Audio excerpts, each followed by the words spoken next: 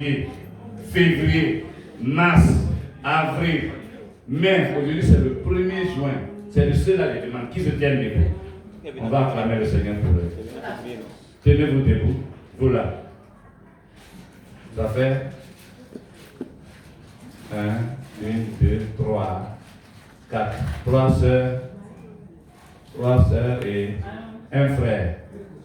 Acclamons le Seigneur.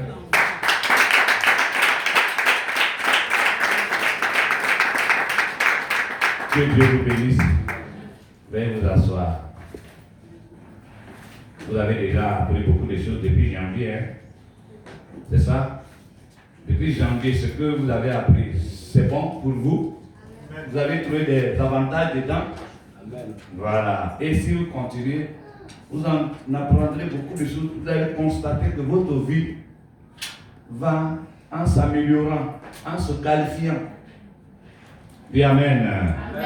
C'est pourquoi ce matin, comme le pasteur a dit, quand je viens, je ne répète pas ce qu'ils font. Ce que lui fait là, je ne répète pas. Je donne la formation.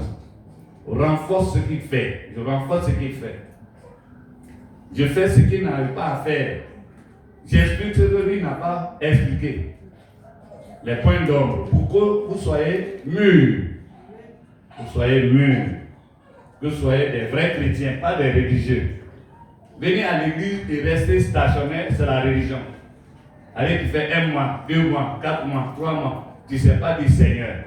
Tu ne sais pas prier. Tu ne connais pas chasser Satan. C'est que tu es religieux. C'est que c'est la religion. Dans la religion, on n'apprend rien. On ne leur apprend rien. Vous allez chez tous les religieux. Que ce soit catholique, que ce soit... On ne les apprend rien. Dans l'islam, quand tu vas, on t'apprend bismillah. Et puis c'est fini. On t'apprend bismillah et on dit que c'est 5 fois que tu dois dire bismillah. 5 prières. À 5 h du matin, à 14 h, à 16 h, à 17 h, et puis à 19 h. On dit si tu as fait là, c'est fini. Si tu sais dire bismillah, et puis on t'a dit les heures là, c'est fini. On n'apprend plus rien d'autre. D'où tu viens, où tu t'en vas, on ne t'apprend plus rien. Et si on t'apprend même là, c'est dans l'arabe. Tu ne comprends pas l'arabe. Tu vas chez nos pères, frères catholiques là aussi, c'est la même chose. On t'a appris au nom du Père, au nom du Fils, au nom du Saint-Esprit. On t'a appris Marie, que c'est Marie par Marie, il faut passer. C'est fini, on ne t'apprend plus rien d'autre. Qu'est-ce que l'histoire de l'homme, d'où il vient, où il est, où il s'en va, comment il s'en va, on ne t'apprend plus rien. C'est même CP1, CP1, CP1, CP1. Mais quand tu viens dans une église dite évangélique, comme ici là, ce n'est pas la même chose, on ne fait pas répétition. Chaque mois, tu vas apprendre beaucoup de choses. Chaque culte, chaque programme, tu apprends. Donc, si maintenant tout ce que tu apprends là, tu n'appliques pas, tu vas rester au CP1 comme de l'autre côté là. Donc, si quelqu'un est là depuis janvier jusqu'à aujourd'hui, tout ce qu'il a appris, il n'a rien essayé. Ah, ça veut dire qu'il est dans la religion. Il se fait religieux. Pendant qu'ici, on ne lui apprend pas à être religieux. Dis Amen. Ici, on ne t'apprend pas à être religieux. On t'apprend à être chrétien. C'est-à-dire, un bébé qui naît, il va rester bébé. Répondez-moi, vous qui avez les bébés là. Il reste toujours bébé, en train de têter, 1 an, 2 ans, 3 ans, 5 ans, 10 ans, il tête. C'est moi ça, les dents ne poussent pas. Il ne peut pas marcher. Et puis maman là est tranquille. Répondez-moi. Mais la vie chrétienne est comme ça. On ne naît pas pour rester à la même place. C'est pas normal. J'ai une de mes filles qui a fait un enfant. Et puis l'enfant, 2 ans, 3 ans, la femme ne veut pas marcher. Quand on le met sur les pieds, elle tremble. Elle ne veut même pas que je suis allé la saluer, je constate, je dis c'est pas normal. C'est pas normal. J'ai attrapé ses pieds, j'ai pris tes pieds là. C'est venu pour que tu sois posé sur la terre.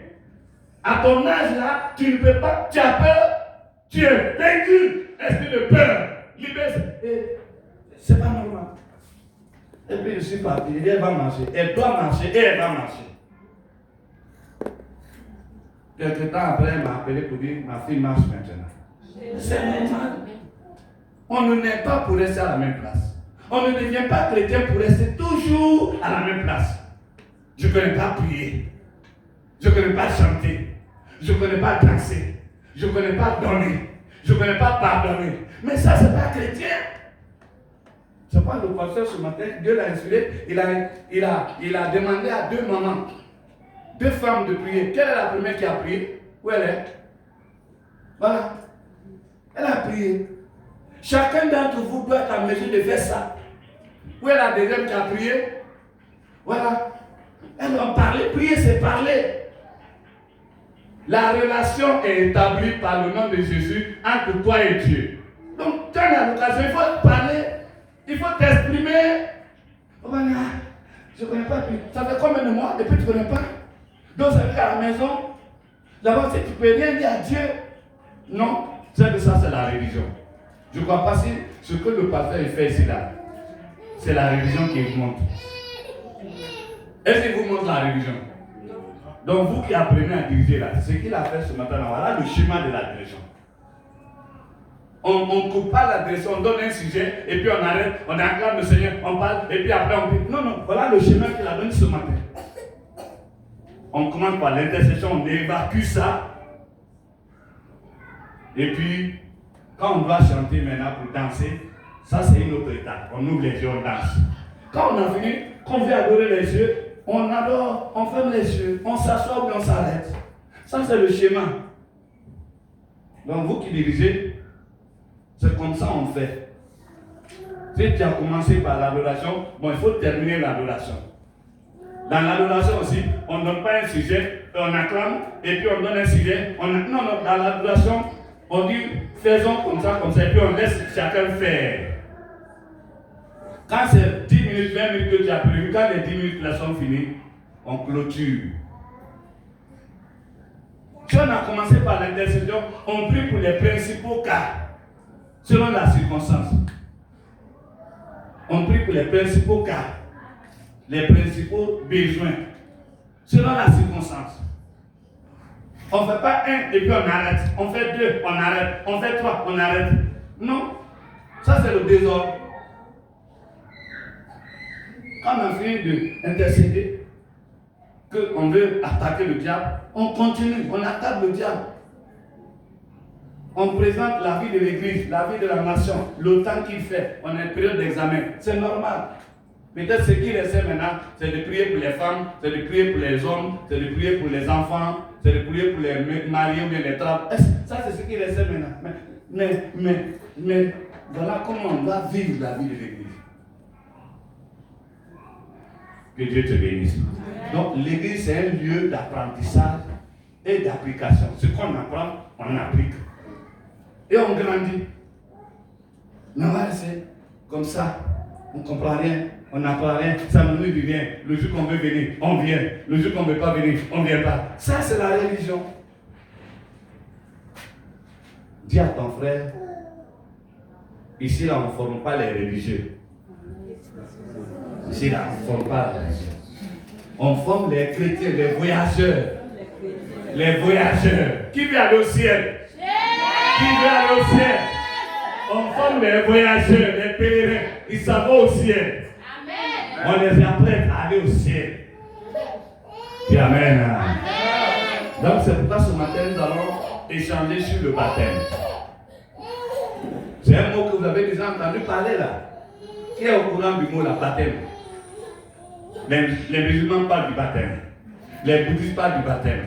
Les catholiques parlent du baptême. Les protestants parlent du baptême. Même les charlatans, les féticheurs, ils parlent du baptême. Dans bois sacré, il y a baptême. Dans les traditions, il y a baptême. Baptême dans les traditions, ça s'appelle initiation. Initiation.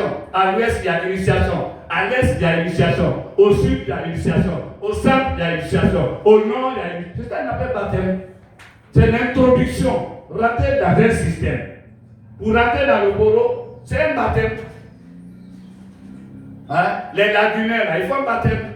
On dit génération. Ils font un baptême. Ça veut dire quoi? Baptême, ça veut dire rentrer dans quelque chose. Plonger dans quelque chose. Donc ce matin, nous allons parler du baptême biblique. De ce que la Bible dit. Dis Amen. Donc, dans ce livre-là, j'ai répondu à cette question principale. Cette question principale concernant le baptême.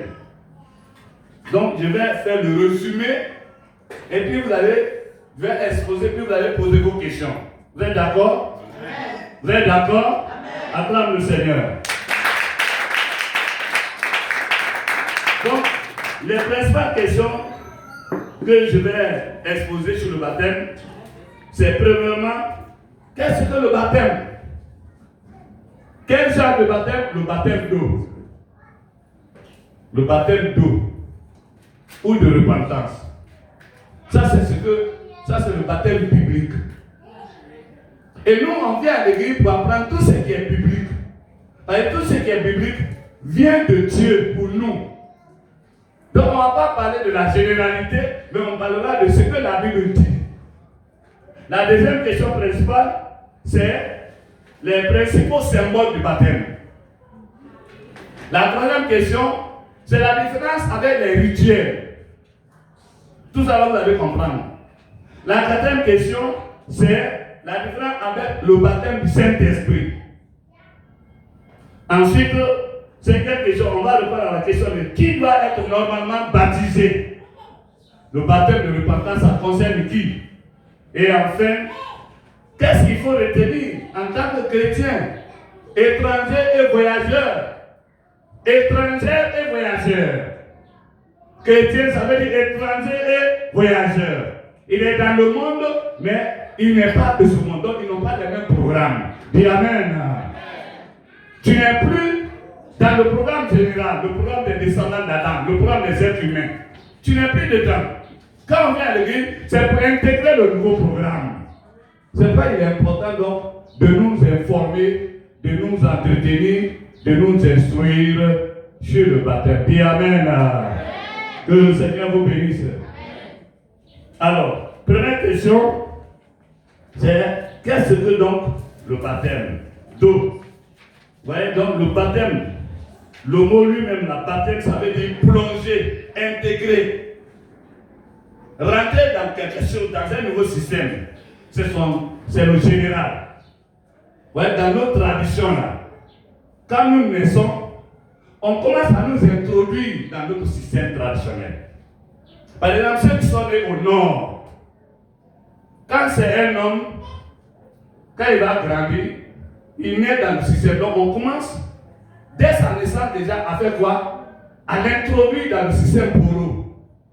Ça veut dire quoi? Au nord, quand c'est un garçon et une femme qui naît, les doyens du bois sacré, les maîtres du bois sacré, ils vont faire 4 jours. La maman ne va pas sortir dehors pendant 4 jours. Au 4e jour, 4 anciens vont quitter le bois sacré. Ils vont venir dans la maison, saluer la femme, toucher l'enfant. Son intégration, son baptême a commencé. C'est après ça maintenant, elle peut sortir avec l'enfant dehors. Et le chiffre 4 va caractériser sa vie jusqu'au funérailles. Quand elle va mourir, on va faire funérailles 4 jours. Et quand on a fini de faire l'enterrement, on fait funérailles 4 jours. Son histoire est passée. Si c'est garçon, c'est 3 jours. La maman va rester à la maison avec l'enfant pendant 3 jours. Et au 3e jour, 3 personnes vont quitter dans le bois sacré pour venir toucher la maman et l'enfant. Et elle va commencer à sortir. Sa vie sera marquée par 3, jusqu'à sa mort. On fait funérailles pendant 3 jours, la page est tournée. Ça, c'est baptême du poro. Pour être membre du poro, enfant du poro, c'est comme ça. Tout le reste maintenant, c'est pour t'intégrer. Si c'est garçon, il va le bois sacré. Et si c'est femme, il y a son bois sacré aussi. Donc ça, son bois sacré, c'est qu'après ça, on va les ciser. Et puis après, selon ce qu'elle va devenir, soit elle va devenir féticheuse. Et tout ça, c'est son baptême. C'est-à-dire, ça l'intègre dans la société. Elle va dire, je suis. C'est ça qui va lui permettre maintenant de dire, je suis, c'est le faux. Et puis elle va te fier, parce que depuis la naissance, on a fait. À l'est, les baptêmes, quand la femme accouche, elle fait combien de mois? 3 mois. À la maison. C'est ça, non? Vous qui êtes de l'Est. C'est ça qu'on vous a fait, non? Amen. 3 mois. Les attend. Et entre-temps, pendant les 3 mois là, la femme est torse nu, avec son pain seulement. On met, comment on appelle? Beurre de qualité, et puis quoi encore? Argile. Et 3 mois après, elle va sortir maintenant avec l'enfant. Et sa vie commence comme ça. Si c'est une fille, alors on va commencer à l'enterrer comme fille. Quand elle va avoir, elle va commencer à faire ses menstrues, on fait cérémonie de fille. On fait ces cérémonies. Et là encore, on prend kaolé, on met sur elle. C'est ça les causes de nos possessions démoniaques. Or, kaolé là, c'est le symbole de l'alliance avec les autres. Bousson, c'est le symbole de l'alliance. C'est pas allier les sections de là. Ils peuvent bien faire ça le kaolé. Kaolé, ici. Ça, c'est leur baptême.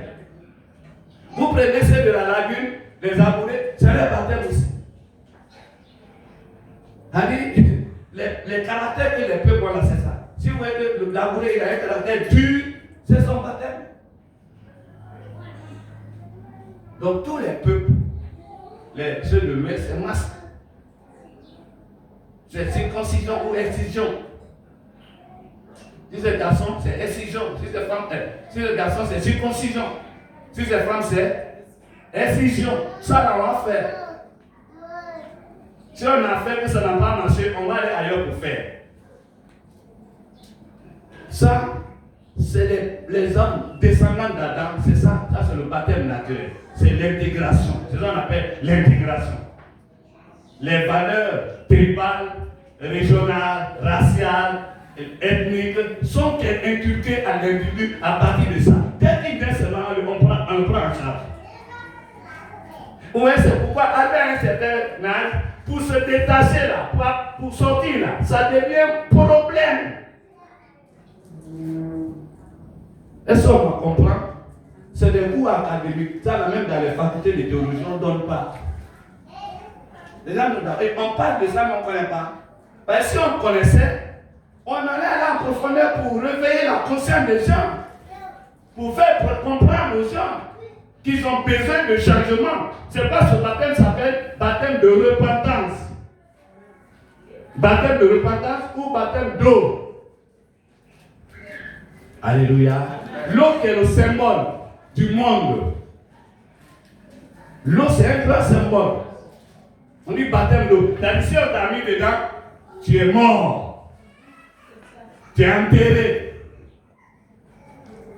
Ça, c'est le physique.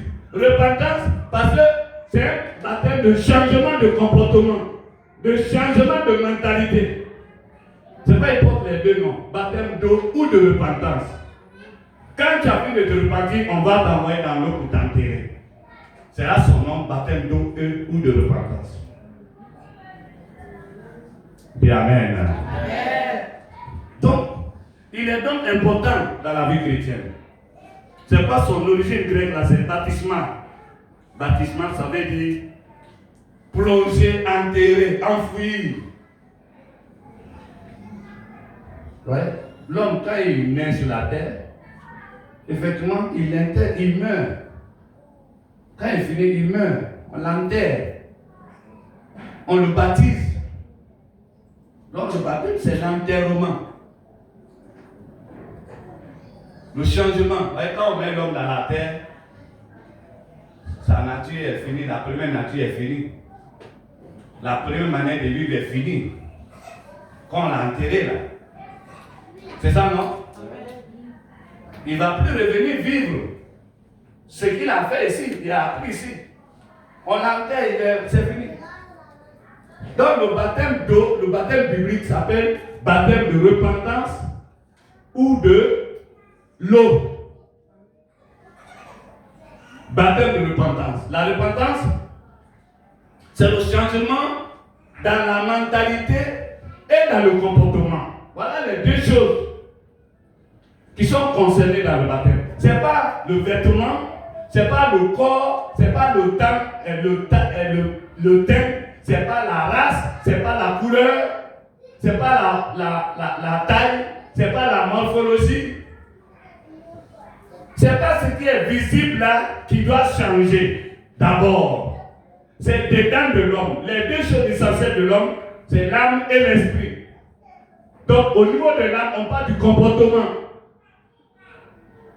C'est-à-dire de ce que tu mets au dehors, de ce qu'on voit de toi. C'est ça qu'on appelle le comportement. De comment tu vis avec les autres. C'est ça qu'on appelle le comportement. Le deuxième, c'est l'esprit, la mentalité. Or, vous voyez, les deux choses sont liées. Ce que tu fais dépend de quoi? De la mentalité. Maintenant, la mentalité donne quoi? La mentalité, c'est ce que tu as appris. Depuis que tu es né, quelqu'un qui est né, et puis on a fait 3 jours avant de le faire sortir. Il a grandi jusqu'à 3. Les problèmes, quand ça tombe sur lui, ça fait un coup, 2 coups. Si un, il n'est pas mort, 2, il n'est pas mort, 3, il n'est pas mort, ah, c'est un garçon. On dit, ah, ça là, il est résilient. C'est que c'est vrai enfant. Vous voyez, c'est les abourés, les apollos, les abourés là. Et quand l'enfant est né, pour voir qu'il est de son papa, on fait quoi? On l'envoie dans l'eau, on le jette sur l'eau. S'il est noyé, ce n'est pas l'enfant de l'homme là. Son papa est quelque part. S'il n'est pas noyé, il est fier, il dit c'est mon enfant. Mais c'est son baptême qui est là. En le mettant dans l'eau, on le met en alliance avec qui? L'eau. Mais qui contrôle l'eau? Qui contrôle l'eau? C'est les esprits. Voilà les problèmes que nous avons de nos diverses origines. Normalement, en venant à l'église, on doit comprendre ça pour voir la nécessité. Ah, si je reste dans ça et je meurs comme ça, je serai comment? Je serai où? Comment Dieu va me recevoir? C'est là le mot repentance. Le changement, c'est la mentalité et le comportement. Mais entre la mentalité et le comportement, le changement doit commencer par où? Le changement doit commencer par où? Par la mentalité, la tête, la pensée. Tout ce que tu as appris, si ça n'a pas changé par le nouveau enseignement qui est la Bible, tu es toujours religieux. Au soir, en cas de mort, tu es en danger. C'est ça la responsabilité de l'Église aujourd'hui. Et c'est pas les gens, mais ils sont en danger. Tu veux être en danger le soir de ta vie? Dieu va dire, je ne te connais pas. Parce que tout le temps que tu as passé à l'église, ce que tu as entendu, ça ne t'a pas poussé à abandonner le premier enseignement. C'est-à-dire la tradition. Donc la tradition nous a appris, nous a enseigné. C'est un enseignement informel, ce n'est pas écrit. Ce que les poros font là, ce n'est pas écrit. Ce que les Apolloniens font là, ce n'est pas écrit. C'est ça qu'ils appellent la tradition. Ce que les gens de l'Est font là, ce n'est pas écrit. À l'Ouest, ce n'est pas écrit. Les Lagunières, ce n'est pas écrit. Ce n'est pas écrit, c'est informel. C'est ça la tradition. Tu vas demander par exemple, demandons par exemple à un jeune, c'est le faux, pourquoi? Maman, pourquoi on fait ça? Papa, pourquoi on fait ça? Il ne va pas te répondre. Vous demandez à l'Ouest, pourquoi on fait excision des femmes? Elle ne va pas te répondre. Vous demandez de l'autre côté, Bosson, pourquoi? Pourquoi, maman, il faut laisser 3 mois après l'accouchement? Ou bien, pourquoi on va mettre le kaolin et puis beurre de qualité. Il ne va pas te répondre. Aucun papa ne va vous donner une réponse. Parce que ce n'est pas écrit. Il va vous dire, c'est la tradition. On dit, voilà notre bois sacré. Mais comment? Qu'est-ce qui s'est passé? Il va te dire, c'est notre bois sacré. On ne mange pas ce qui est là-bas. Ou bien l'eau sacrée là. On ne mange pas le poisson qui est là-bas. C'est un enseignement muet, mystique. On ne te dira pas. Alléluia. Je ne sais pas si je parle à quelqu'un qui entend quoi, qui comprend quoi. Amen. Quelqu'un est là ce matin et puis il me comprend. Amen. Il m'entend. Amen. Ah, que Dieu te bénisse. Amen. Que tu entendes bien. Amen. Donc, baptême, c'est intégration dans le système de vie de l'homme. Dès qu'il naît, il doit intégrer. C'est ça qui fait de lui ce qu'il est. C'est ça qui fait sa fierté, son honneur, sa gloire. Mais si tu meurs avec ça, tu vas où? En enfer. Parce que tout ce que tu as appris là, ce n'est pas inspiré par Dieu. C'est inspiré par le diable. Le premier ennemi de l'homme, c'est le diable. Avec ses démons. C'est pas qu'ils sont nombreux. Ils ont pris les hommes en otage. Au travers des traditions, des coutumes, des cultures. Les hommes ne savent pas qu'ils sont en danger. Ils viennent à l'église, on leur informe pas qu'ils sont en danger, qu'ils ont besoin de changement. On ne les enseigne pas. On a Dieu est bon, on acclame, on chante, on danse, on rit, on fait tout, sauf l'essentiel. Ça fait que vous voyez les chrétiens, ils sont comment? Légers, vagabonds, distraits. Ils vivent comme ils veulent, ils mangent comme ils veulent, ils s'habillent comme ils veulent, ils parlent comme ils veulent. C'est-à-dire qu'ils sont en danger. Ils sont en danger. Et vous qui nous écoutez sur les réseaux sociaux, vous êtes en danger. Voilà le problème, la plaque de ce mot, repentance. C'est pas le message de Jean-Baptiste était rigoureux. Jean-Baptiste disait ceci. Il dit race de vipères. Vous connaissez la vipère? Vous connaissez la vipère? Amen. D'accord. Il faut me lire Matthieu 3, 1 à 12.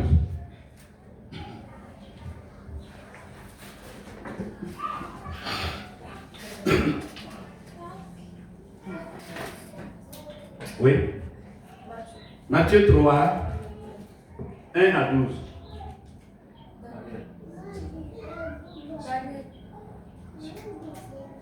N'a pas trouvé? Matthieu, le micro, ouvrez, le micro, donnez, il y a un peu. Alléluia. Amen. Matthieu 3, verset 1. En ce temps-là parut Jean-Baptiste, prêchant dans le désert de Judée. Il disait, repentez-vous, car le royaume des cieux est proche. Jean est celui qui avait été annoncé par Ésaïe, le prophète, lorsqu'il dit, c'est ici la voix de celui qui crie dans le désert. Préparez le chemin du Seigneur, aplanissez ses sentiers. Jean avait un vêtement de poil de chameau et une ceinture de cuir autour de ses reins. Il se nourrissait de sauterelles et de miel sauvage. Les habitants de Jérusalem, de toute la Judée et de tout le pays des environs du Jourdain se rendaient auprès de lui. Et confessant leurs péchés, ils se faisaient baptiser par lui dans le fleuve du Jourdain. Mais voyant venir à son baptême beaucoup de pharisiens et de sadducéens, il leur dit, race de vipères, qui vous a appris à fuir la colère à venir? Produisez donc du fruit digne de la repentance. Ok, c'est bon, on va s'arrêter là. Les gens venaient le pardon pour se faire baptiser. Mais en remplissant quelles conditions? La confession. Ils s'engageaient au changement. Ils expliquaient leur comportement intérieur, leur vie intérieure. La confession, ce sont des sujets qui sont abandonnés dans les prédications. Mais je vous promets de ça aussi. Pour que vous compreniez, on dit restriction, confession, repentance. Je vous promets tout ça. Et Jean-Baptiste, il dit race de vipères. Qui vous a appris que vous êtes en danger? La colère, c'est le danger. Qui vous a dit que Dieu n'est pas content de vous? Et que bientôt il va vous condamner. Il va vous anéantir. Il va vous juger. Qui vous a dit? Et puis vous venez. Donc si vous avez appris, ce que vous avez appris là, c'est la vérité. Dieu n'est pas content de vous en tant que fils d'Adam. Vous devez changer. De quoi il dit produire donc les fruits dignes. C'est-à-dire quoi? Quand on t'a enterré, qu'on dit que tu n'es plus fils d'Adam et Ève par le comportement, quand tu sors maintenant, tu n'es plus de Adam, tu es maintenant de Jésus. Tu rentres maintenant dans la nouvelle famille, la famille divine. Alléluia. Parce que le baptême est l'accès. Le baptême d'eau ou de c'est l'accès à la famille divine. Les autres baptêmes là, vous voyez, ça nous introduit dans la tradition, dans la lignée d'Adam. C'est pas tous ceux qui naissent d'Adam, ils pêchent depuis la naissance. J'ai reçu un jeune homme, après combien d'années de vie chrétienne, il est venu, il dit vraiment, il ne peut pas s'en passer du sexe. Il y en a quand il voit femme, il tremble. Il tremble. Ils sont en même temps excités. Quand il voit femme, et ce n'est pas toutes les parties de femmes, hein. Il y en a quand il voit visage de femme, ou bien poitrine de femme, ou bien dos de femme, ou bien cuisse de femme, ou bien. Ça dit, il ne peut plus se continuer. Il commence à trembler. Ça, c'est le problème des hommes. C'est pas les femmes ne sont pas au conscient de ça. C'est pas effectivement tout ce qu'elles aussi elles font, comme c'est le diable qui a été leur moniteur, leur formateur, tout ce qu'elles aussi elles font, c'est-à-dire le diable les met dans les bonnes conditions favorables pour qu'effectivement l'homme soit attiré, impressionné. Donc, c'est la preuve que vous avez. Les femmes créent les problèmes et elles les assument. Hein. Et quand elles créent les problèmes, elles les assument, non? Tu as fait les tombées sur toi, tu as eu là. Un coup, qu'est-ce qui se passe? Grossesse. Rare de femmes qui ont raté les grossesses au premier contact sexuel. Peut-être sur 10, vous avez trouvé 5 ou 6. Première fois, en même temps grossesse. Et il y en a, en même temps, il disparaît, il abandonne. Elle se retrouve seule. Assume, parce que c'est toi qui as attiré. Tu as mis ta poitrine en valeur. Ah, d'accord? Il a été capté. Assume. Ou bien c'est ton dos, tu as mis en valeur. Et il y en a, ouais, il y a un qui me disait que lui, ce qu'il aime chez la femme là, c'est le mollet. Mollet là, c'est quoi? C'est la partie de la jambe là, c'est ça là. Mais ça là, ça fait quoi? Ça fait quoi? Garçon, ça là, ça te fait quoi? Hein? Ça, c'est le muscle, hein? C'est la chair. Et il m'a dit que c'est quand il voit ça, il ne peut pas dormir. Molette de femme. C'est malheureux. On crée des problèmes. Bien comme ça, lui, il ne va pas grossir. Ah non. Ça, il ne peut pas dormir. Grossir. Maintenant, si toi tu en as, et puis tu mets ça en valeur, tu fais net, et puis on n'a même pas d'imaginer que c'est pas gros. Ah, il va faire comment? Il dit voilà ce que je cherche. Il va te poursuivre. Il va faire une embuscade. Jusqu'à faire tomber dedans. C'est ça la nécessité. Admettons que la femme ne change pas. Même à l'église, elle va continuer à être comment? Répondez-moi. Si elle ne change pas, à l'église, elle vient à l'église, elle ne change pas. Elle va continuer à être comment? Toujours, comment on appelle? Non, pas obstacle, elle va créer toujours elle va être comme embuscade. C'est-à-dire qu'il y a des hommes qui vont venir à l'église, ils vont tomber dans son embuscade. Ils vont tomber dans son piège. Oh, elle pense qu'elle est en train de bien faire, hein, selon la tradition. Mais si elle va à l'église, qu'elle ne change pas, elle va tomber, elle va faire tomber. Elle va piéger les hommes. Les hommes ne pourront pas résister. Même s'ils sont spiritualistes, quand ils vont voir ça, Seigneur, et il va faire, il va tomber dedans. C'est ça la nécessité du changement. Le baptême de repentance. C'est vrai qu'il s'appelle baptême de repentance. Mais les autres baptêmes, ils ne s'appellent pas repentance. Hein? Les autres baptêmes traditionnels, ils ne s'appellent pas repentance. Il n'y a pas de changement. C'est un renforcement. C'est un renforcement de notre position tribale. Hein? Chez les musulmans comme ça, elle me dit, on va raser sa tête, c'est son baptême. Mais son baptême de quoi? On dit non, c'est musulman, il intègre. Et quand c'est fini, il est sauvé, mais il n'a plus besoin de changement. Ouais. Catholique aussi, c'est la même chose, le baptême. On verse l'eau sur sa tête. Et on dit, il n'a plus besoin de changement. Mais le baptême biblique, ce dont parle la Bible, ça nécessite le changement. Dis Amen. Est-ce que tu es prêt au changement? Amen. Hein? Alors Jésus a dit, si tu ne changes pas, tu n'auras rien de commun avec moi. Si tu n'as pas changé, tu ne rentreras pas dans le royaume. Dans le royaume. C'est-à-dire que tu ne seras pas membre de la famille divine. Qui veut être membre de la famille divine? Amen. Qui veut être membre du royaume des cieux? Amen. La condition du changement, elle est absolue. Le changement s'impose à toi. Pas le changement corporel. Pas la taille. Pas le teint. Dieu ne va pas demander à mon frère de devenir grand.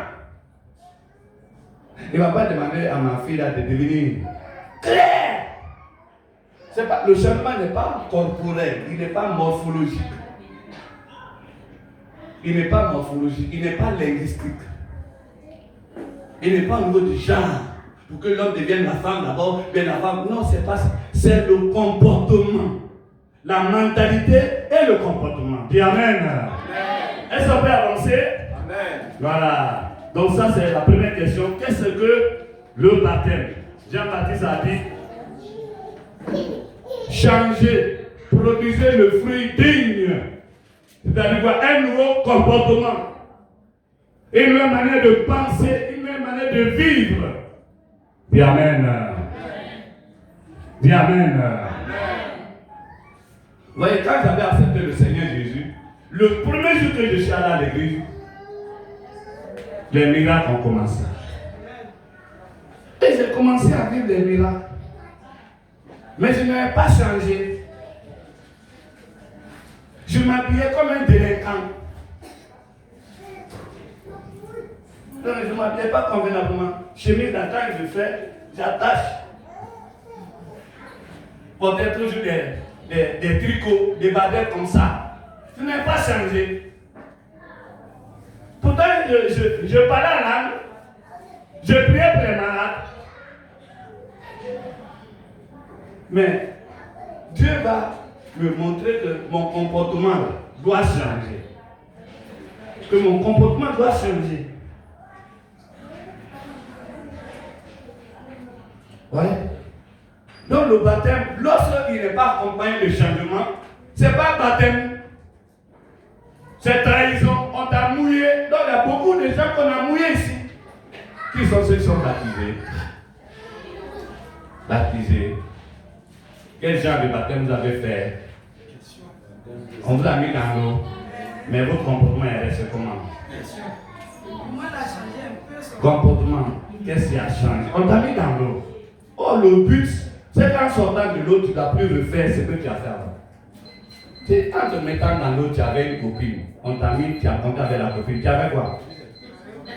tu fumais, on t'a mis dans l'eau, tu continues de fumer. Tu as fait quoi? Tu buvais, on t'a mis dans l'eau. Et puis tu continues de boire. Tu as fait quoi? Tu n'as rien fait, on t'a mouillé. On t'a trompé, on t'a séduit, toi aussi, tu t'es trompé. Ça, c'est pas baptême. Parce que tu n'es pas mort. Tu es le même Marbouya. Ta manière de vivre n'a pas changé. Où est baptême? C'est un faux serment que tu as prêté, tu as dit oui là-bas, mais c'est faux. C'est comme quelqu'un qui dit à la mairie oui à une femme, et puis 2 jours après, il abandonne. Il a fait un faux serment. Tu as dit oui à quelqu'un, et puis il y a une femme qui a travaillé un homme comme ça. Elle a dit oui. Oh, elle sait que dans son ventre là, ils ont fait opération pour enlever l'arbre qui donne enfant là. Comment on appelle l'arbre là? Trompe. Ce n'est pas une théorie, c'est trompe. Il y a un arbre dans le ventre de la femme qui donne enfant. C'est là qu'on appelle les trompes. Les trompes là. Chaque mois, un fruit tombe. Chaque mois, ça tombe. C'est ça qu'on appelle les menstrues. Quand un tombe là, qui n'a pas été transformé en bébé, il devient le sang. Ça sort. Et l'autre mois encore. Mais quand on enlève, on a opéré la femme, puis on a enlevé ça, c'est-à-dire qu'il n'y a plus d'arbre pour produire des fruits. Elle est maintenant comme castrée, une femme castrée. Elle peut tout faire. Sexuellement, mais pas maintenant reproduction. La fonction de la reproduction a été évacuée. Et puis, une femme qui sait ça, et puis quelques temps après, quelqu'un dit je vais la marier. Et puis ça va à la mairie. Prêter le serment. Il rentre à la maison. Et le monsieur constate. C'est-à-dire quand ils sont ensemble, et puis à la période des menstrues, la femme fait semblant comme si elle est en menstruée. Et puis après, ça passe. Donc le monsieur a fait 1 mois de constatation, 2 mois de constatation, 3 mois. C'est le même phénomène. Et cette fois-ci, il est allé à l'hôpital. Alors on va faire échographie. Ils s'en vont faire échographie. L'échographie prouve que ce n'est pas une femme. Qu'elle n'a rien de femme. Bon, elle en a, parce qu'il y a le reste est là. Mais l'essentiel même là n'est pas là. Le docteur dit, elle n'a pas de trompe. Elle ne peut pas faire enfant. Elle ne pourra jamais faire enfant. Elle peut tout faire sauf le reste. Le monsieur est rentré dans une colère. La femme savait. Ouais, c'est ça le faux serment. Il y a une autre. On était colère, on était à l'école. Elle est bien jolie. Et puis, comme on était dans le même quartier, je l'encadrais. Moi, j'ai un bac plus 5. Elle n'a même pas CP. Et puis, elle va à l'école là-bas. Tout ce qu'elle apprenait là-bas, là, chaque fois, elle dit, mais elle c'est ça là, elle c'est ça là. Donc, je l'ai encouragée. Donc, on faisait cours du soir à l'église. Je lui ai dit, non, je vais t'apprendre, je vais t'aider. Et elle a tenu. Mais arrivé à un moment là, elle m'a demandé, mais tu t'intéresses trop à moi là. Je dis non, parce que ce que tu veux faire là, je sais ce que ça va te coûter. Mais elle n'était pas trop sûre. Parce qu'elle se dit, mentalement, elle dit, un homme là, quand il est trop intéressé par la femme, il y a toujours quelque chose qu'il veut. Donc elle pensait que c'était, je vais la marier. Donc un jour comme ça, elle m'a fait asseoir. Elle dit, tu vois, je suis très belle, très jolie, très jeune, comme tu le constates. Mais j'ai un problème. Ce problème-là, c'est ça qui m'a décidé, m'a amené à dire à Dieu, je te donne tout le reste de ma vie. Elle dit, j'ai un problème. Après l'accouchement de ma première fille, ça a été tellement compliqué qu'ils ont enlevé mes trompes. Donc où je suis là. Si un garçon veut de moi, il ne va rien trouver en moi.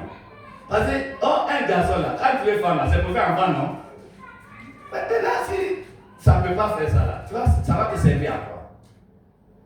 Et donc, c'est ça. Il y avait un monsieur qui m'aimait, tenait à moi. J'étais obligé de lui dire que je ne suis plus une femme. Je suis castré. C'est un homme. Donc, je sais que toi, tu vas faire enfant. Donc, je ne peux pas t'empêcher de ne pas faire enfant. Elle dit, c'est pour ça que j'ai donné ma vie. Je suis devenu pasteur pour ça. Je lui ai dit, merci de me dire ça. Mais moi, je ne pensais pas te prendre. Puisque déjà, tu as dit que tu vas donner, tu es le pasteur. Mais c'est pour t'encadrer. Donc, vous voyez, ça c'est le faux. Si elle acceptait de marier un homme, c'est un faux serment. Donc, il y a les faux baptêmes. Il y a les faux baptêmes. On t'a baptisé dans l'eau. Mais avant qu'on le baptise, tu as fait quel progrès, tu as fait quel changement. Et puis, tu es sorti. Tu es polygame, tu es concubine. Mais c'est faux baptême. On t'a baptisé dans le concubinage. Et puis, tu sors de l'eau, tu es dans le concubinage. Mais où est le progrès que tu as fait? Tu n'as rien fait. Tu es toujours en danger. Tu es vulnérable. Dis Amen. Est-ce qu'on peut avancer? Amen. Les deux symboles du baptême, les deux symboles que vous voyez là, ça a deux grandes significations. Le baptême a deux symboles. Le symbole, c'est ce qui annonce quelque chose. Le symbole n'est pas la fin, la finalité, l'objectif, mais il annonce un message. Et ça, on appelle symbole. Donc, dans le baptême, il a deux symboles. Le premier symbole, c'est l'enfouissement dans l'eau, l'enterrement dans l'eau. On te plonge dans l'eau. Et en le faisant, on te dit au nom du Père, au nom du Fils, au nom du Saint-Esprit. Tu as dit oui à Jésus, non? Tu dis oui. Bon, tu l'as de ta foi, que comme tu as dit que tu donnes ta vie maintenant à Dieu, donc alors, on t'enterre. C'est une cérémonie d'enterrement. C'est ça. On t'enterre, on t'enfouit, on t'ensevelit. Donc, ça c'est le premier symbole. C'est l'ensevelissement. Mais c'est quel genre d'ensevelissement? Il s'agit de quoi? Il s'agit de ce que tu as appris en tant que descendant d'Adam et Ève. Tous les descendants d'Adam et Ève, ce qu'on a appris c'est quoi? Notre vie c'est quoi?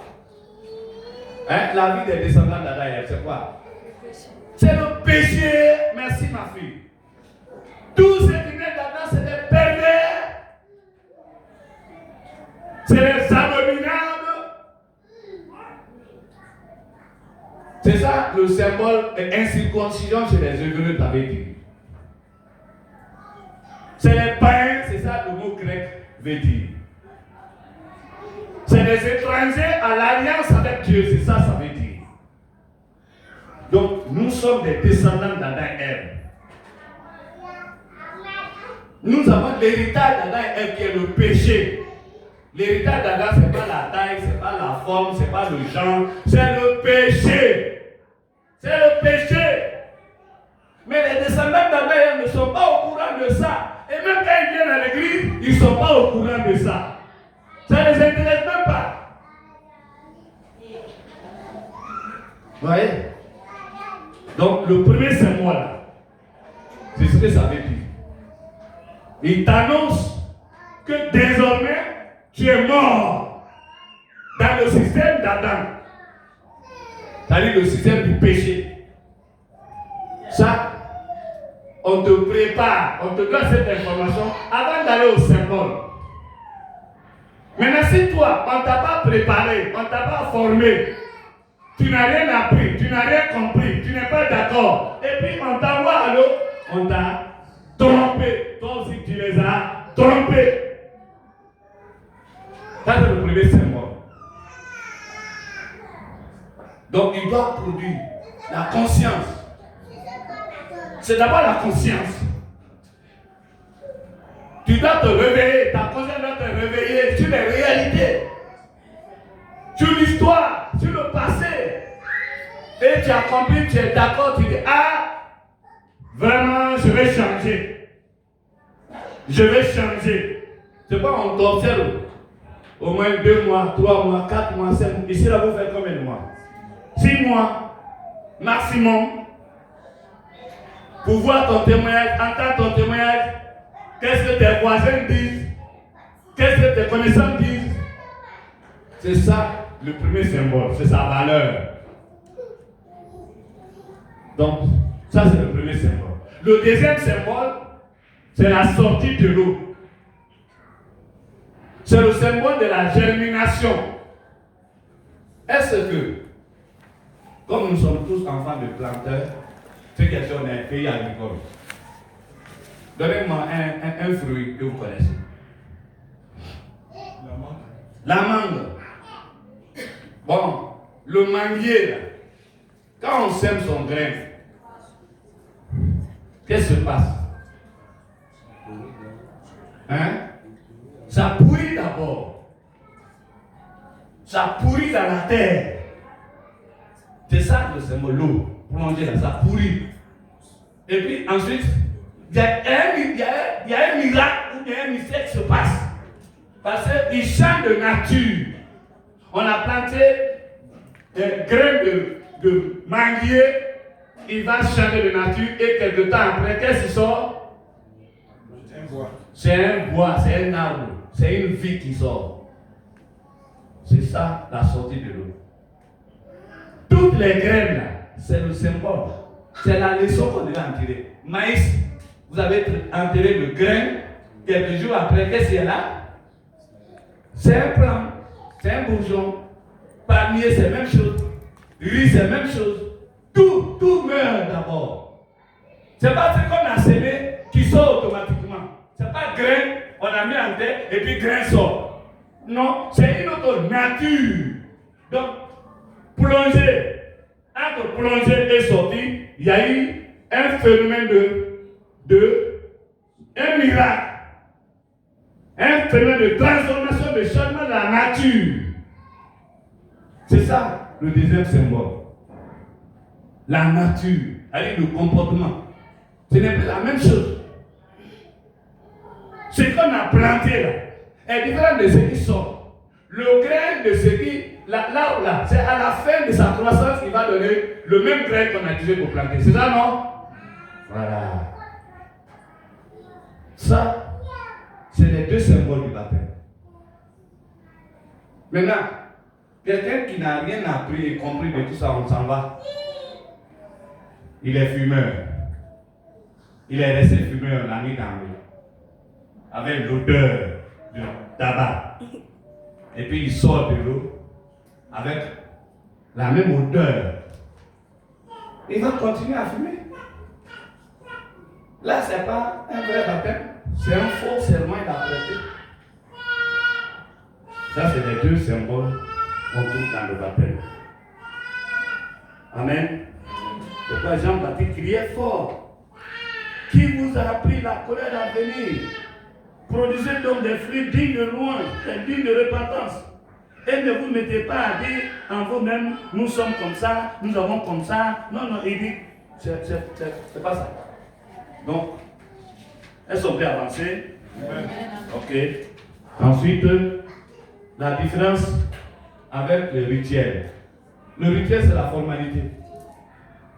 C'est-à-dire, on fait, on ne sait pas pourquoi on fait.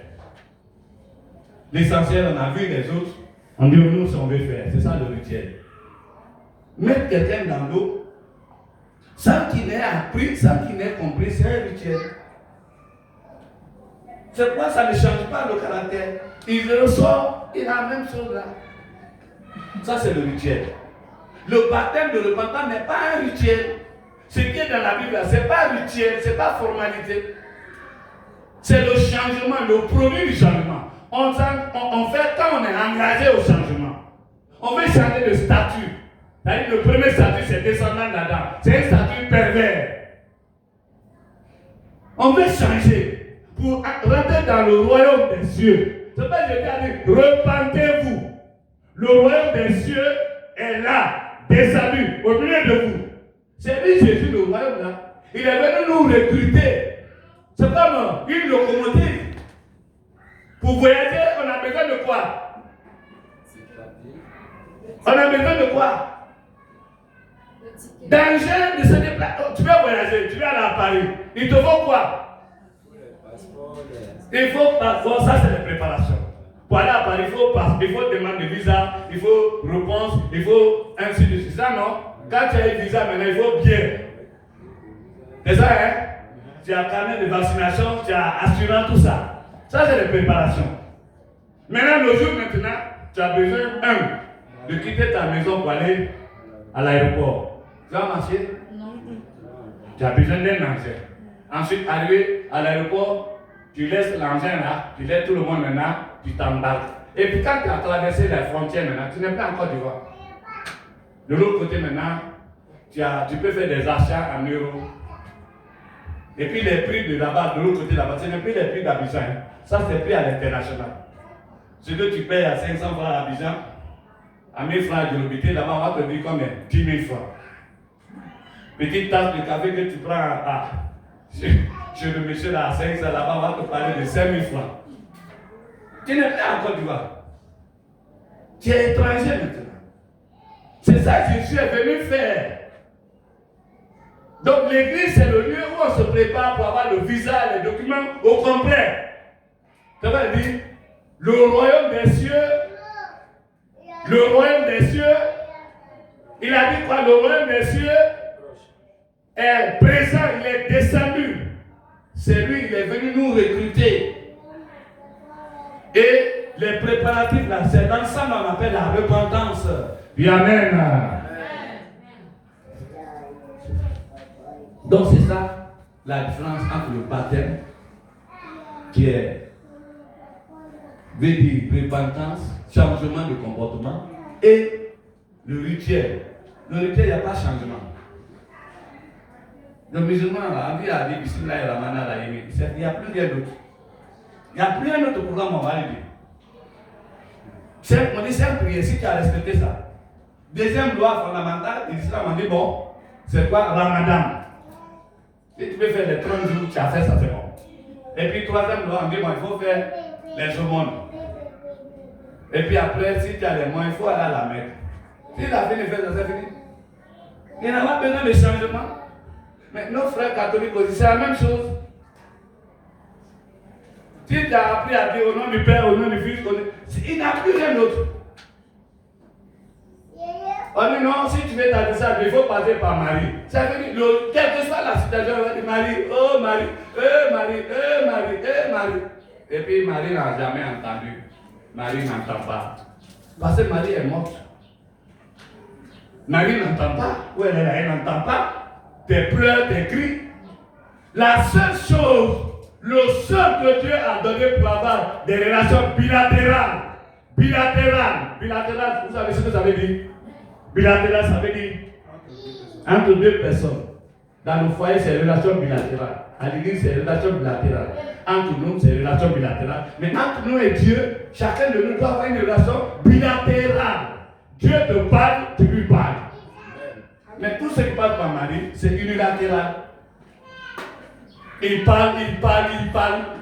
Marie ne répond pas. Et Dieu ne passe pas par Marie pour répondre parce qu'il n'a pas indiqué Marie. Marie est descendante d'Adam et Ève. Vous êtes en danger, vous là. C'est une relation bilatérale.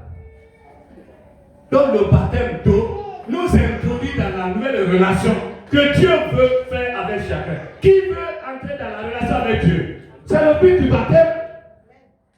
Mais quand on est en relation bilatérale, c'est pas un seul côté parle, moi je parle, et puis madame ne dit rien. Non, c'est qu'elle est bobo.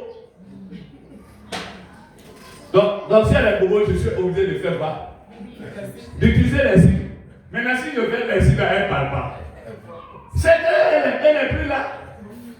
C'est mannequin. Mannequin ne parle pas. Dieu veut avoir une relation avec chacun de toi, chacun de nous ici, par Jésus-Christ. À moins que nous soyons dans le baptême. Est-ce que tu es dans le baptême? Le baptême, c'est l'entrée dans l'alliance. C'est le mariage en fait, entre nous et Dieu là. par Dieu, c'est le mariage avec Jésus. Si tu n'es pas marié avec Dieu par Jésus, c'est que tu n'es pas dans l'alliance. Qui veut se marier avec Jésus? C'est avantage. Hein? Quand la femme se marie, elle a des avantages. Hein? C'est ça, non? Donc c'est comme ça, nous aussi. Si on se marie à Dieu par Jésus, on a des avantages, on a beaucoup de privilèges. Ton nom va changer. Quand tu es marié avec un homme là, tu as porté son nom, non? Madame. On dirait quoi, madame? Ton nouveau nom, madame? Madame Bado. Qui est madame ici encore? Qui a passé au concours? Qui est madame encore? Voilà, madame Bado aussi. Son mari, elle s'appelle Bado. Ils sont allés devant monsieur le maire. Voilà, c'est madame Bado. Qui d'autre encore, madame? Les autres ne sont pas comme madame. Elles sont avec des hommes, mais ce n'est pas madame encore. Régularisez votre statut pour que vous deveniez officiellement et légalement madame. C'est la même chose pour le baptême. Le baptême nous introduit dans l'alliance. On nous appelle maintenant les rachetés. Dis amen. Il faut que tu rentres dans l'alliance. Dis à ta soeur, il faut que je rentre dans l'alliance. Mon statut doit changer. Mon statut doit changer. Mon statut doit changer. Mon statut doit changer. Pour qu'on m'appelle à racheter. Le racheter. Dis amen. Acclame le Seigneur. Ça c'est le rituel. Troisième question. La différence avec le baptême du Saint-Esprit. Le baptême du Saint-Esprit, ouais, tout est baptême, ça veut dire quoi? On connaît maintenant, non? On dit baptême, ça veut dire changement, intégration, n'est-ce pas? Plongée. Donc, ça veut dire qu'il y a deux choses dans lesquelles le chrétien doit être. Premièrement, il doit être dans l'alliance. C'est ça, non? Ça, c'est le baptême de repentance. Le baptême du Saint-Esprit, il doit mettre ses pieds. Sa vie doit être dans quelle vie maintenant? Sa vie doit être dans la vie de Dieu. Vous voyez? Voilà, comme ça. Sa vie doit être dans la vie de Dieu. Si vous mettez l'eau là, si vous mettez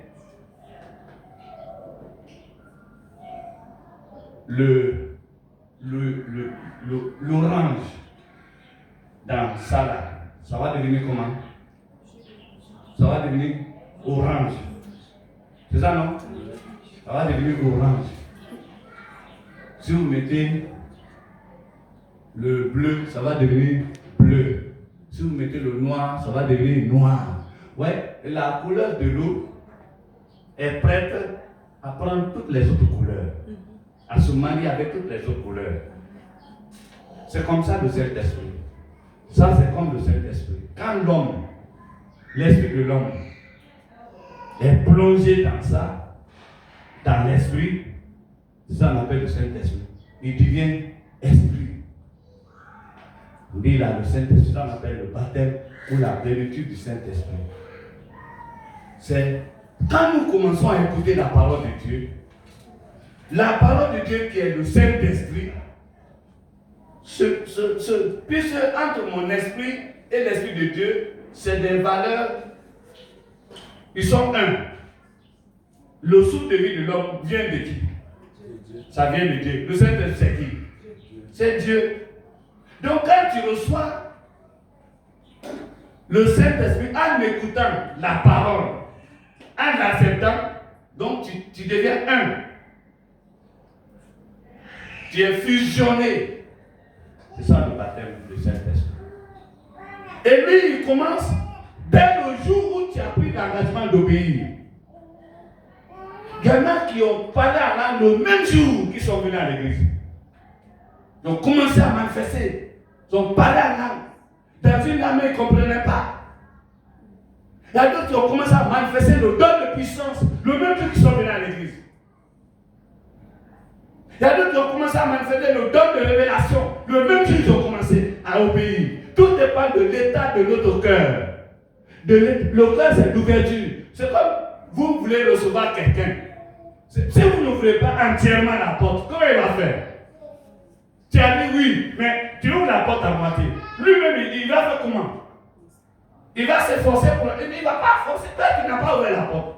Quand nous recevons les gens, on dit con. C'est ça, non? Et puis, tu t'arrêtes à la porte. Tu ouvres la porte et puis tu t'arrêtes. Tu dis à quoi? Tu veux qu'il te dise tout au dehors là-bas? Il ne va pas te dire tout. Il faut ouvrir la porte et puis tu le reçois. Première escale, quand on le reçoit, c'est où? Au salon. Au salon. Si maintenant c'est un séjour, il dit il veut rester chez toi, que tu es d'accord. Tu vas faire comment? Du salon, tu vas lui montrer ce que tu as prévu. C'est-à-dire les dispositions ont été rentrées. Tu as prévu, tu vas lui montrer voilà ta maison, voilà ta chambre. Et puis, voilà douche, voilà cuisine. C'est ça, non? On est présente. C'est comme ça que le Saint-Esprit fait.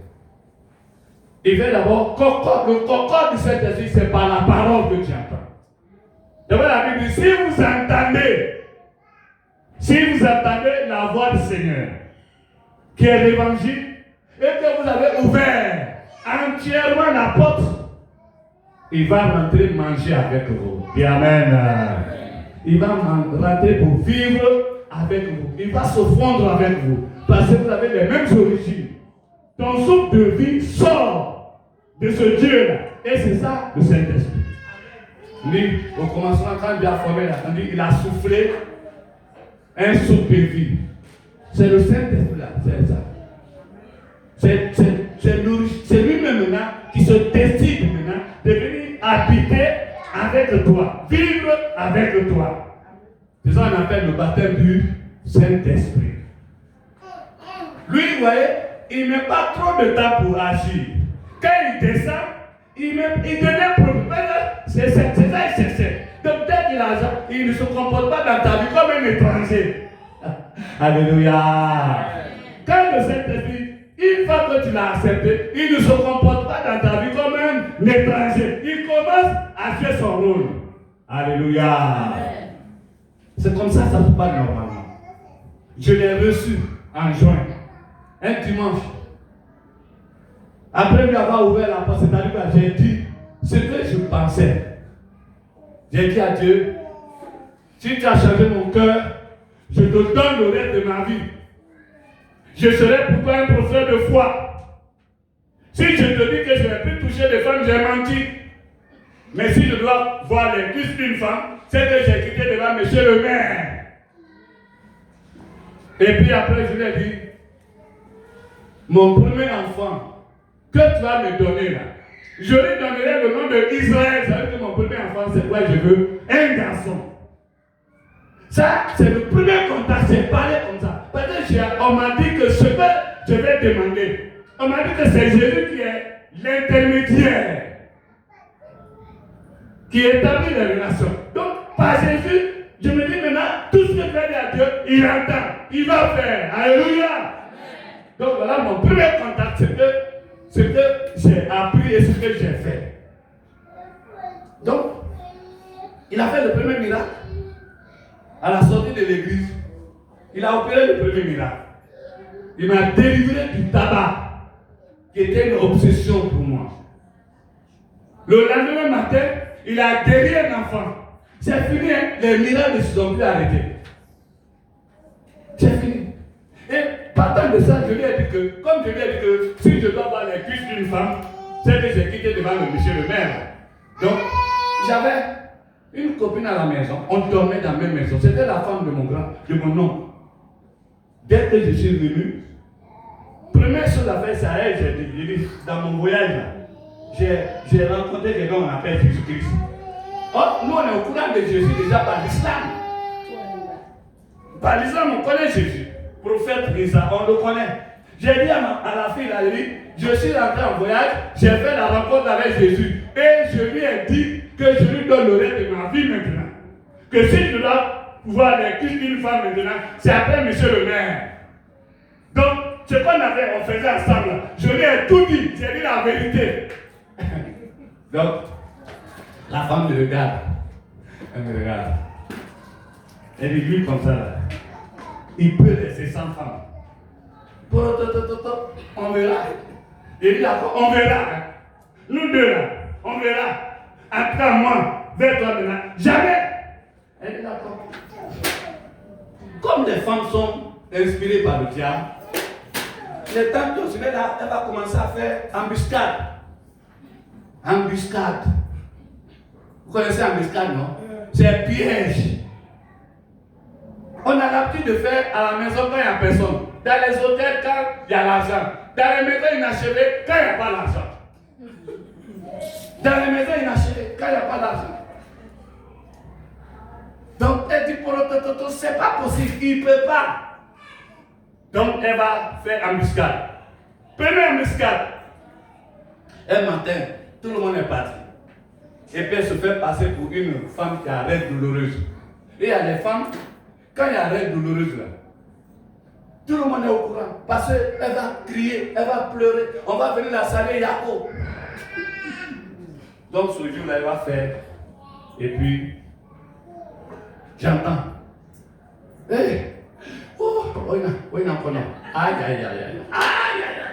Elle connaît dramatiser ça. Oh! Eh Dieu! Eh Allah!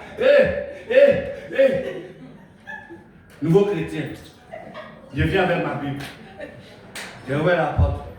Oh, elle a pris les dispositions. Elle a enlevé les costumes là. Tout ce qui est en bas là, elle a tout enlevé. Prête à l'action. Et j'arrive. Vraiment,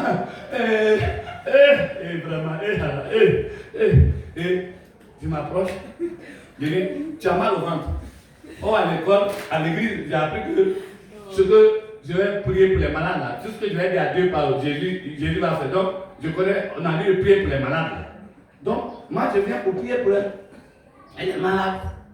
Mais j'ai observé que c'est un petit morceau de paille d'ami pour couvrir sa poitrine. Et puis elle a commencé à se faire un peu pour que les seins là, je puisse voir ça. J'ai remarqué ça.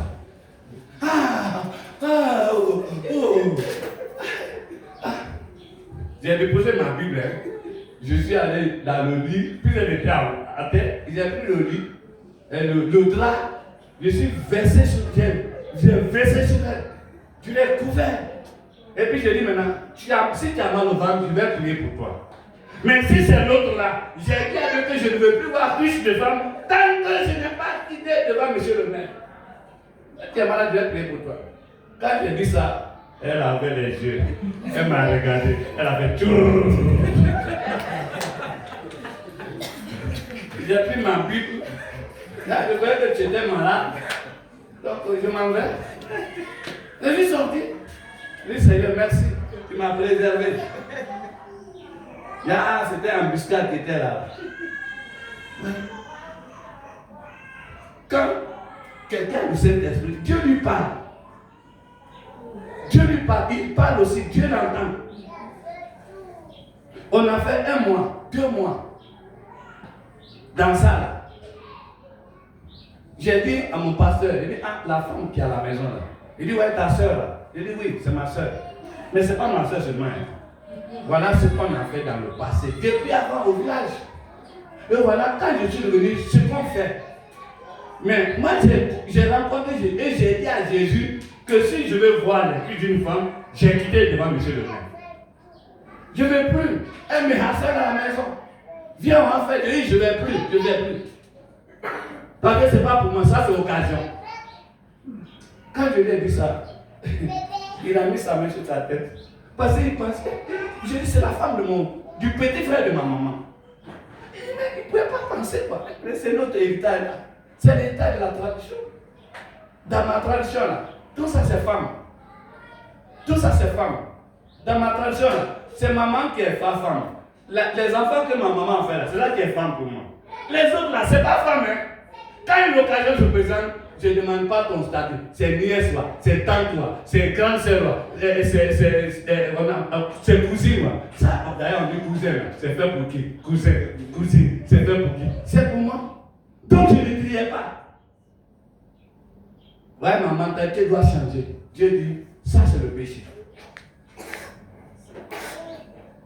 C'est ça le baptême du Saint-Esprit. J'ai dit au pasteur, voilà, mais je dis, je ne veux plus. Donc, vous voyez, je ne me suis pas cassé. Comme il y en a qui viennent à l'église, ils se débrouillent. Il a une copine, il se débrouille. Elle est dans le concubinat, elle se débrouille. Et le pasteur dit, mais la Bible dit, celui qui casse ses transgressions ne prospère pas. Mais celui qui les confesse et les abandonne obtient le salut. Je dis, je vais dire à son mari. Il dit, ah, quoi? Je vais dire à son mari. Il n'a qu'à me chasser. Il n'a qu'à faire. J'ai dit, j'ai pris un jour de jeûne. Un seul jour de jeûne. Ça dépend de ce qu'on veut et ce qu'on dit à Dieu. Et si tu vas faire 50 jours de jeûne, il n'y a pas la vérité dans ce que tu dis. Il n'y a rien. J'ai dit, un matin, il est sorti. Quand j'ai constaté, il dit, ah, Seigneur, je t'ai dit que je voulais lui parler. Cette affaire-là, je vais régler ça. Et puis il est parti. Quand je viens de dire ça, c'est 10 minutes après, il est venu en courant. Il a transpiré, il est rentré, il a fermé la porte. On dit qu'il a oublié quelque chose. Et il commence à chercher. Il commence à chercher dans ses habits. Qu'est-ce qu'il a oublié, je ne sais pas. Moi, si je suis rentré, on était 3. La femme est là-bas. Lui, il est dans le lit. Moi, je suis rentré, je me suis couché à terre devant lui. Voilà ce que le Saint-Esprit, ça c'est le baptême du Saint-Esprit. Donc, maintenant je vais à l'église. Il sait que je vais à l'église. Maintenant, je lui dis maintenant, officiellement, je vais à l'église. Mais là-bas, là, je suis allé à l'église. Là. Dieu me dit que si tu ne me pardonnes pas, lui aussi ne va pas me pardonner. C'est pourquoi tu dois me pardonner. La femme que tu vois là, voici ce que je faisais avec elle. Voilà comment je le comprends. Depuis avant, jusqu'à je suis venu, la trouver ici. On fait ça, on a fait ça, on a fait ça, on a fait ça, on a fait ça. Mais voici devant toi aujourd'hui. Fais de moi ce que tu veux. Ça, c'est la puissance du Saint-Esprit qui fait ça. C'est ça qu'on appelle la puissance. Vous qui vous plaguez avec cet esprit, là. Voilà la puissance. Vraie puissance. Et puis j'attends qu'il fasse de moi ce qu'il veut. Je suis couché. S'il veut cracher sur moi ou veut marcher sur moi, je suis couché. Il veut me terminer là où je suis couché. J'attends. Et quelques minutes après, il s'est levé et dit, mais si Dieu t'a pardonné, qu'est-ce que moi je dois faire? Je ne peux pas ne pas te pardonner. Femme, tu as entendu, hein? Et puis, il a ouvert la porte. Il est parti. Et, ouais, pendant que moi je faisais là, c'est comme si c'est la fin. C'est la fin aujourd'hui. Parce que mon nom, il était brutal, il était violent. Il est parti. Je me suis levé. Très reconnaissant. Je dis, Seigneur, merci. C'est que vraiment tu m'aimes pas. C'est que tu veux que je sois membre du royaume. Je dis Amen. Tu veux. Dieu veut. Mais moi, si je ne veux pas, ça ne peut pas avoir Dieu. C'est ça la puissance. Dans le baptême du Saint-Esprit. Le Saint-Esprit, quand il vient, c'est pas qu'il est le premier. Il vient pour nous préparer au baptême. C'est-à-dire à la mort, à l'abandon total. Il nous présente. C'est ça le baptême du Saint-Esprit. Il y en a qui parlent en langue. Mais ils continuent de commettre l'impudicité. Ils ont copine. Ils ont copains. Elles sont maîtresses. Ils sont des maîtresses. Ils parlent en langue. Ils prophétisent. Ça ne veut rien dire. Quand le Saint-Esprit vient, il nous convainc du péché et du jugement. Il nous annonce ce qui nous attend si on ne change pas de vie. Et Amen. Est-ce que ça va encore avancer? On va terminer. Et puis ensuite, après la question, ouais, après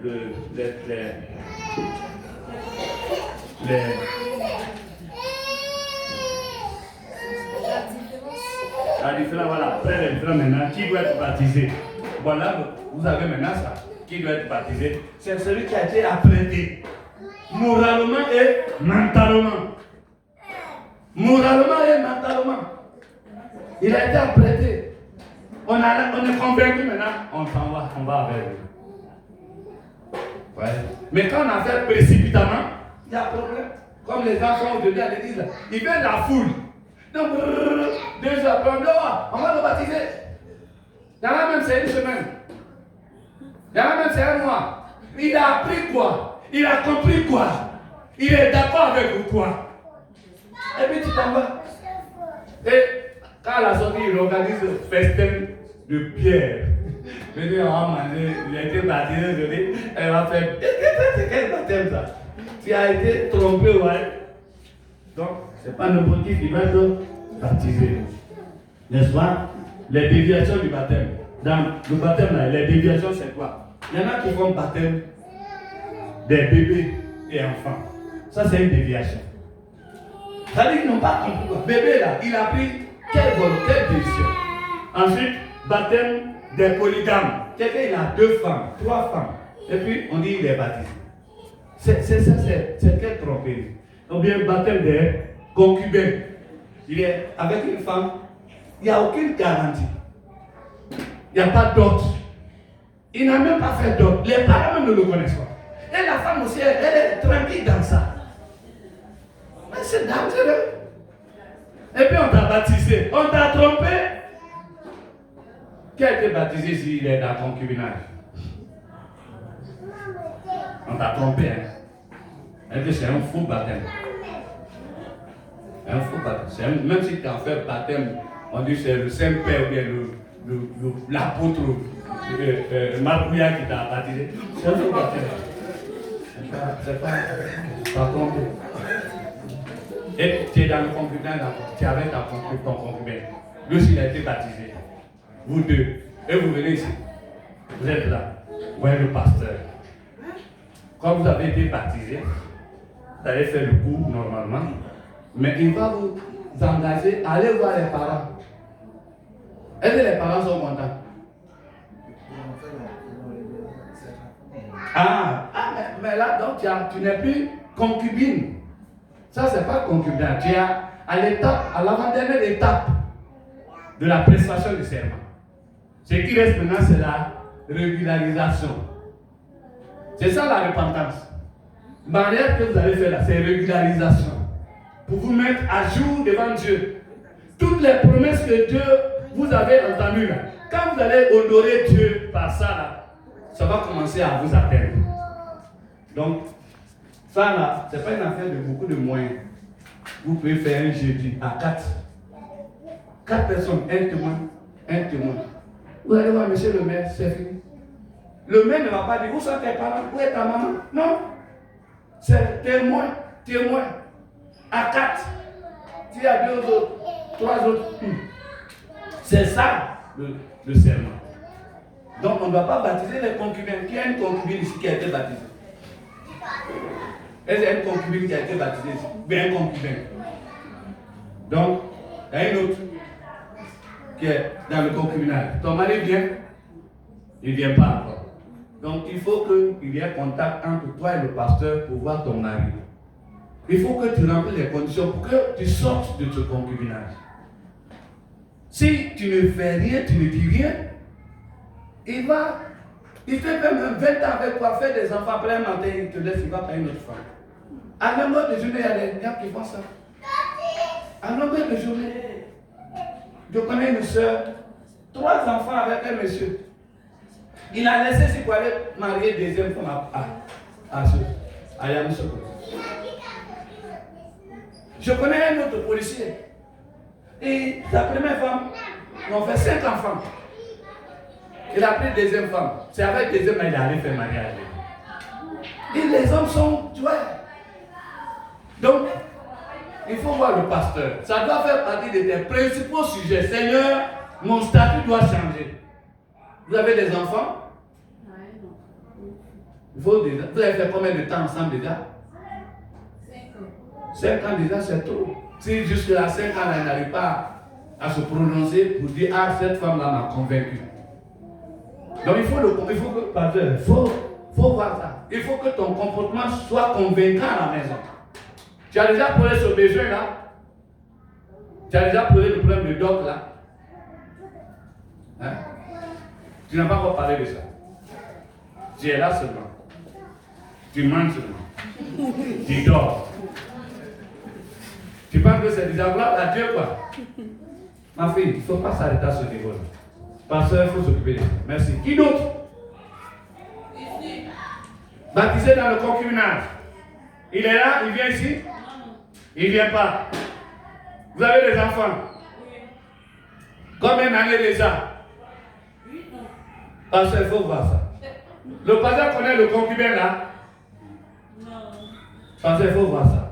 Le pasteur connaît le concubin là? Ton concubin là, le pasteur le connaît? Ton mari.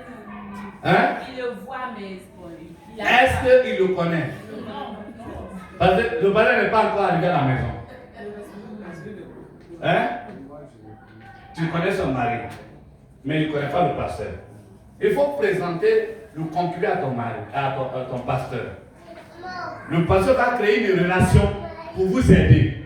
C'est valable aussi pour toi, ma fille. Voilà. Très bien. Donc, ce qu'on ne va pas baptiser, c'est encore quelqu'un qui a une copine. Et puis on l'a baptisé, il a une copine, il a un copain. C'est un faux baptême. Ensuite, les baptêmes des inconvertis. Ivrogne, alcoolique, fumeur, drogueur, il est pervers, et puis on l'a baptisé. Ensuite, le baptême par aspersion d'eau, on arrose. Ça, c'est pas baptême.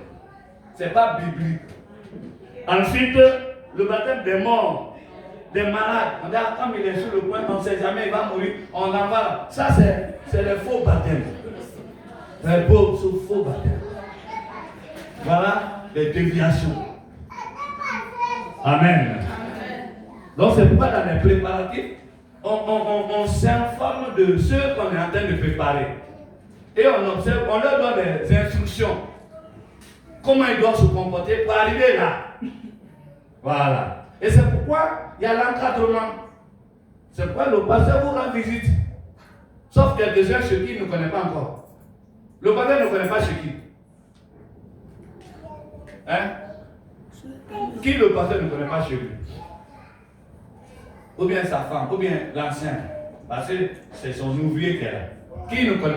Tu es là et puis on ne connaît pas chez toi. Il y a un derrière. Un doigt derrière, pasteur. Elle est nouvelle. Ils vont connaître chez toi. Sinon les autres, ils connaissent chez vous.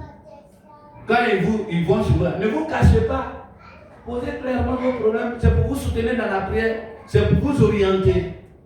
Pour que vous plaisiez à Dieu. Parce que le but pour lequel Dieu vous a envoyé ici, c'est qu'il vous montre la route, qu'il vous montre le chemin, pour vous préparer. Oh, le ciel là, ça peut venir à tout moment. On peut aller au ciel à tout moment. On peut ne pas être très âgé pour partir. On peut être aussi très jeune pour partir.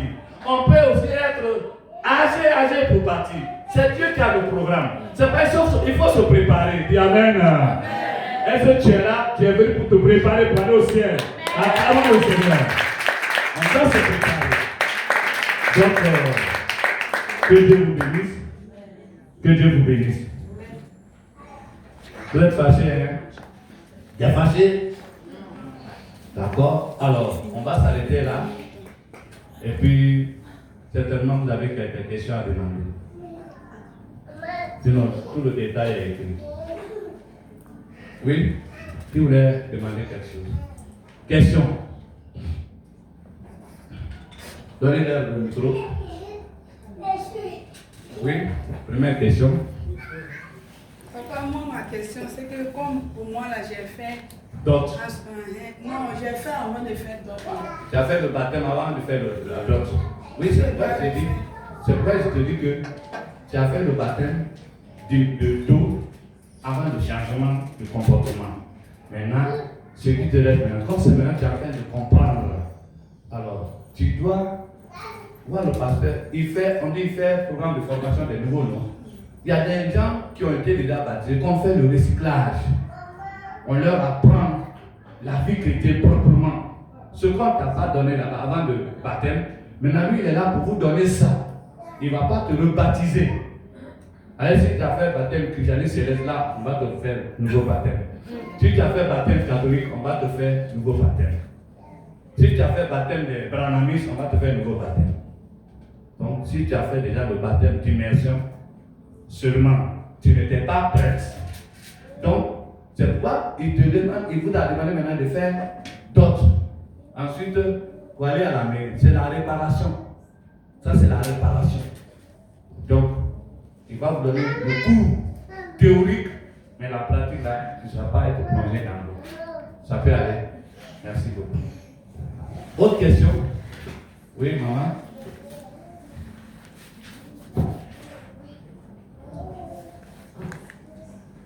Papa, moi, ma question, c'est au niveau des enfants qui viennent de l'Écodime. Oui. Un enfant, par exemple, jusqu'à 14 ans. Oui. 14 ans, l'enfant sort de l'Écodime. L'enfant vient et qu'on le baptise directement. Voilà. À ce niveau, qu'est-ce qu'il faut faire? Les enfants, ici par exemple, si vous avez fait ça, et toi-même là, toi tu es déjà baptisé. Tu es baptisé par immersion. Oui, D'accord. Maintenant, pour les enfants de l'Écodème, l'école du dimanche, ça dépend de l'âge. Normalement, la loi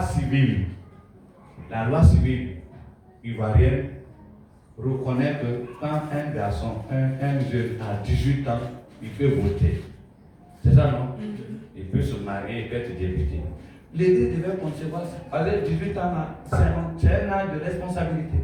Mais quelqu'un qui a 14 ans, il est zélé jusqu'à même vous le baptiser. Mais c'est un enfant. Il est toujours un enfant. Et il est emportable. Voilà. Donc, s'il a un zèle, il a 14 ans, on l'aide, on l'observe. 14, 15, 16, 17, 18 maintenant, ça, il est resté ferme, fidèle. Là, c'est qu'il est vraiment responsable. Mais 13 ans, 10 ans, ça, c'est enfant. C'est pas un vrai baptême. C'est pourquoi dans nos sociétés aujourd'hui, vous avez trouvé beaucoup des traites comme ça, des gens. Ils ont été, la plupart, moi quand je fais des programmes, il y en a, après, ils se présentent. Et là, moi, quand j'étais au lycée, j'étais à l'église, j'ai été baptisé. Et il a abandonné. Ouais, anciens chrétiens, ils sont nombreux et ils deviennent source de malédiction. Ils deviennent source dans les entreprises, dans les services. Ils deviennent des problèmes c'est eux-mêmes qui voient les lois bidons comme ça. Donc, on ne doit pas se précipiter. C'est pas moi, je dis que dans mon document, je dis qu'on ne doit pas se précipiter. Ah, il est bien. On l'encadre. On l'observe.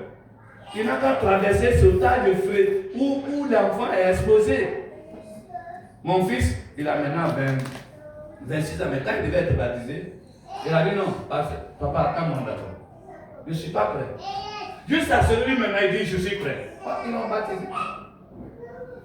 Et les gens le respectent. Par sa manière de réfléchir, on le respecte. Il est allé dans une structure. Et puis, le directeur là, ils l'ont mis comme directeur de programme. Et puis le monsieur là l'a observé. Il a observé une semaine. La deuxième semaine, il m'a dit, mais ton nom là, on dirait qu'il y a quelqu'un que je connais qui intervient sur la radio Chandelier. On dirait que c'est quelqu'un, quand il intervient là, quand il n'intervient pas à la radio, on n'est pas content. Mais quand il intervient à la radio, il éclaircit tout ce que les gens disent à lui, il vient, il éclaircit. Je l'admire beaucoup. Je ne l'ai pas encore vu. Hein. Et puis quand il a fini, le petit dit, c'est mon papa. Il dit, ah bon? Mais c'est vrai. Il dit, c'est mon papa.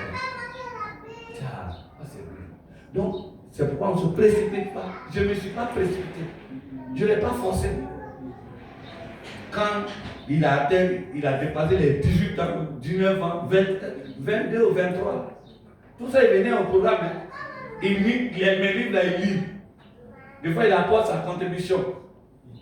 Donc, il ne faut pas se précipiter. Parce que la vie chrétienne, ce n'est pas du tic au tac qu'on s'en va. Dieu nous donne le temps. Merci beaucoup. Tu as un enfant qui a été fait comme ça. Ils sont là aujourd'hui. Oui, mais ils ne sont pas déjà ici. Mais ils viennent ici avec toi? Ils sont à Divo. Ah, ils sont à Divo. Et là-bas, ils sont dans une église. Oui. Ils mènent une bonne vie chrétienne. Bon. Oui, ça va. Ah bon. Donc, continue de les encourager. Voilà. Tout ce que toi tu apprends là, un document comme ça, tu payes. Et puis, tu vas traiter ça avec eux, lire avec eux. Pour qu'ils prennent conscience de leurs responsabilités. Parce que c'est une nouvelle responsabilité. Quand on sort de l'eau, c'est un nouveau programme qu'on exécute. Un programme révélé par le Seigneur Jésus. Une vie chrétienne authentique, sans péché. Donc, il faut des instruments. Merci beaucoup. Autre question? Oui, encore. C'est Madame Tiano. Ok. Moi, je vais savoir, comme on dit, quand tu fais le baptême, Oui. que tu as accepté Jésus. Oui. Bon, si on ne baptise pas un enfant, et puis il reste dans ça qu'il meurt. Qu'il m'aime, qu'il croit. La mort prend tout le monde, même les enfants. Oui. Et puis ils n'ont pas été baptisés, ils n'ont pas accepté Jésus. Et puis il est mort. Ou s'il est mort dans la foi en Jésus-Christ, il est toujours sauvé. Le baptême, lui, il fait de nous membres à part entière. Donc, entre j'ai accepté Jésus et le baptême, il y a un intervalle de temps. Cet intervalle de temps peut aller de 1 an, ou disons de 6 mois, à plusieurs années. Voilà. En fait, moi j'ai reçu quelqu'un qui est baptisé, qui a plus de 30 ans, il n'avait pas encore fini de confesser tous ses péchés. Tu vois? Il ne péchait plus, mais les péchés qu'il avait fait, il n'avait pas confessé. Donc il est toujours dans la culpabilité. Il a des problèmes. Donc voilà la différence entre, c'est pas j'ai mis dans le livre là, il y a différence entre quand on a accepté Jésus et le baptême, l'intervalle de temps là, ça peut varier. Par exemple, un enfant, comme vos enfants qui sont là, ils sont en train de grandir là. Mais c'est pas on met toujours quelqu'un pour s'occuper aussi des enfants pour qu'ils apprennent, comprennent l'évangile. L'évangile vous donne accès au ciel en cas de voyage. Regardez le brigand à la croix qui a dit oui à Jésus à la croix. Il n'est pas descendu pour faire coup de baptême. Il n'a même pas été baptisé. Mais le Seigneur lui a dit aujourd'hui, on va aller au ciel. Donc c'est comme ça. Mais le baptême, lui, c'est le mariage. C'est le mariage. Et regardez, ça fait combien d'années de relation entre père et monsieur? 10 ans. Hein? 10 ans. Ah bon. Mais depuis le premier jour de votre coup d'œil jusqu'à maintenant, là, de part et d'autre, chacun a observé un changement, non? C'est là? Tu l'as convaincu. Et puis, lui aussi, t'a convaincu. Et puis, votre rencontre avec le Seigneur Jésus a renforcé beaucoup de progrès. C'est là maintenant, alors, avec beaucoup d'assurance maintenant, quand il va te présenter devant monsieur le maire, c'est avec beaucoup d'assurance. Ça, ce n'est plus pour plaire à quelqu'un, mais c'est pour plaire à Dieu. Donc, ça veut dire qu'il a fait des progrès. Mais en coup de route, si à la mort, on est sauvé parce que tu as dit oui à Jésus. Le baptême, lui, te permet de servir le Seigneur dans la loyauté. De le servir, d'être acteur participant. Vous, l'acteur, là, vous êtes en train de le servir. Mais quand vous allez terminer, vous allez faire un service plein, dans la joie. Parce que là, il n'y a plus de reproches. Il n'y a plus de colère. C'est ça. Voilà. C'est pas, Jean a pris l'exemple de la vipère. La vipère, elle est hypocrite, c'est l'hypocrisie. La vipère est un serpent dangereux. Mais apparemment, il est doux, il est calme, il est joli. C'est ça, non? Mais il est dangereux. Voilà, merci beaucoup. Autre question? Autre question? Ouais, ça va? C'est bon? Autre question? Madame Bado. C'est Madame Bado là. Ça va? Autre question? Toi c'est Madame? Ou bien c'est Mademoiselle? C'est Madame Bado. Hein? Ah c'est toi Madame Bado. Très bien. Et l'autre là c'est Mademoiselle? Hein? Mademoiselle Philomène. Tu es sous couvert de qui encore? Tu as un concubin? Personne. Tu es libre. Voilà. Donc toi, tu es baptisé. Donc tu peux servir Dieu. Mais ici, là, tu as plusieurs années maintenant. Tu as 5 mois. Ah, d'accord. Donc ça veut dire que donc, tu es baptisé. Hein? Voilà. Ah, c'est Serge, la copine. Ah, d'accord. Ok, donc tu as vu Dieu t'a conduit dans une maison où tu vas faire 2 travails. Tu vas travailler pour le pasteur, mais en même temps tu vas servir Dieu. Donc tu es en train de te préparer.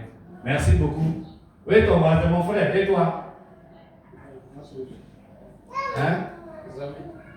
Zawi, tu es à quel niveau? Tu es baptisé ou bien tu es en voie? Évangélique. Tu es marié? Où elle est?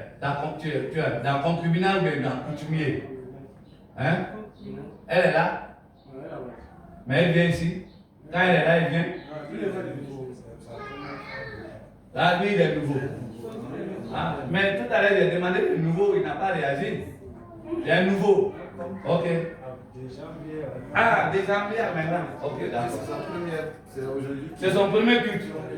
Ah, il a reçu un culte. Il est costaud, hein? C'est ça, hein? Ça t'a effrayé, là? Il ne faut pas avoir peur. C'est pour te rendre garçon spirituel. Un garçon spirituel. Il dit, soyez homme fort. Donc c'est pour ça. Merci. Et ça va, les mamans derrière? Les mamans. Oui, toi-même là. Tout va bien? Tu es baptisé? Oh? Tu es baptisé? Et puis tu es marié? Tu es quelque part. Il est où? Tu n'es pas quelque part. Tu es normal. Tu es normal. Il n'y a pas de copain quelque part caché là-bas. Il faut lui dire la vérité. Il faut lui dire la vérité. Si tu veux de moi là, voilà ce que tu dois faire. Tu viens avec lui pour le présenter au pasteur. Vous qui avez des copains là, les concubins là, présentez ça au pasteur, informez le pasteur. Dites ce que vous êtes. Et s'informer ça, le pasteur va vous aider, va prier avec vous. Toi aussi, c'est la même chose, hein? Maman, à côté de toi. Toi aussi. Oui. Oui. Tu es baptisé? Non. Tu es où? Elle est nouvelle. Ok. C'est à elle. Derrière. Hein? J'étais ancienne musulmane. Tu étais ancienne musulmane, mais tu veux rester musulmane. Oui. Tu veux maintenant accepter Jésus. Acclame le Seigneur. Ce matin, tu as compris quelque chose, hein? Bismillah, là, tu connais, non? Voilà, les 5 prières, là, tu fais ça, non? Tu vois, et puis après ça, c'est fini. Et puis, par ton nom, ils t'ont donné un nom pour dire, ah, avec le nom, c'est ça, non? Ça ne peut pas envoyer au ciel. Le paradis, là, tu ne peux pas rentrer comme ça, là. Ils t'ont donné quel nom même à ta naissance? Hein? Jamina. Elle est musulmane par le nom. Ça ne peut pas suffire. Donc il faut commencer. Tu as compris? Dieu veut que tu sois au paradis. Et le nom du paradis là, c'est là qu'on appelle Jérusalem, la nouvelle Jérusalem. Il y a 2 Jérusalem. Il y a Jérusalem ici, là, au Moyen-Orient. Et puis la nouvelle Jérusalem. C'est-à-dire là où Dieu demeure, on dit la vie de la paix, la résidence de Dieu, le paradis là. C'est pour ça que nous on est là pour se préparer. Ok, merci beaucoup. Et maman, ma soeur, et toi, ça va? Tu es baptisé? Tu veux être baptisé ou bien? Tu vas rester comme ça? Tu es où? Tu es ton statut? Hein? Tu es seul ou bien tu es avec quelqu'un? Tu n'es pas avec quelqu'un. Tu travailles maintenant, tu ne vis pas avec quelqu'un. Tu n'as pas de concubin, tu n'as pas de copain. C'est Jésus qui doit être ton mari. Et il va te donner vrai mari. Si tu le fais là, si tu le veux, il va le faire. Mais si tu es à gauche là. Ah. Ok. Ça va? Autre chose? Étudiante. C'est ça? Tu fais BTS? Licence. Hein? Licence. Ah, licence. D'accord. Toi aussi. Il faut être fidèle. Et tu vas voir comment Dieu va faire de toi une fille. Donc il ne faut pas te laisser dans le milieu où vous êtes là-bas. À l'université, non? C'est des milieux dangereux. Hein? Mes enfants ont traversé là-bas. Ils sont restés fidèles. C'est rare des gens qui traversent là-bas. Les chrétiens. Beaucoup restent là-bas. Il ne faut pas rester là-bas. Hein? Mon fils. Ouais, toi. Tu es nouveau. Ok. Ok. Ça va, maman? Et maman aussi, ça va? Mon frère, ça va? Ok, acclamons le Seigneur. Merci le Seigneur. Merci beaucoup. On a pris les questions. Et ceux qui normalement savent lire, je vais prendre ça pour votre instruction. Que le Seigneur vous bénisse. On va se tenir.